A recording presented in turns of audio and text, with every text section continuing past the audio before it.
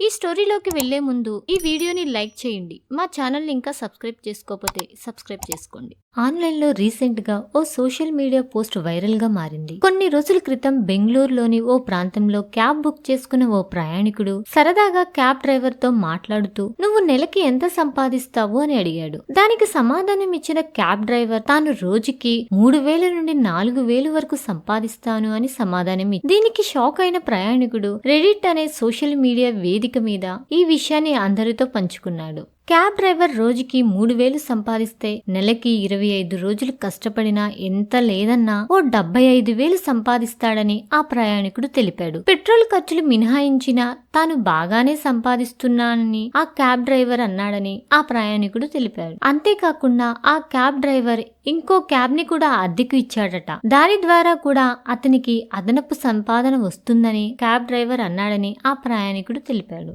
అలాగే పెట్టిన పోస్ట్ కి బదులిచ్చిన ఓ నెటిజన్, నేను నువ్వు చెప్పింది ఖచ్చితంగా నమ్ముతాను. ఎందుకంటే నాకు తెలిసిన క్లోజ్ ఫ్రెండ్ తమ్ముడు క్యాబ్ నడుపుతున్నాడు. అతను ఎక్కువగా ఎయిర్పోర్ట్ మరియు రైల్వే స్టేషన్ వద్దనే ఎక్కువ క్యాబ్ నడిపిస్తుంటాడు. పెట్రోల్ ఖర్చులు, ఈఎంఐ ఖర్చులు పోను నెలకి 80,000 మిగులుతాయి. చాలా సౌకర్యవంతమైన జీవితం గడుపుతున్నాడు అని ఆ వ్యక్తి చెప్పుకొచ్చాడు. అలాగే క్యాబ్ నడుపుతూ బెంగళూరులో సొంత ఇల్లు కొన్నాడు. తన సొంత ఊర్లో కొన్ని ఎకరాల పొలం కూడా కొన్నాడు. ఇందులో ఎంత ఎక్కువ కష్టపడితే అంత మంచి డబ్బులు సంపాదించవచ్చు అని ఆ వ్యక్తి బదులిచ్చాడు.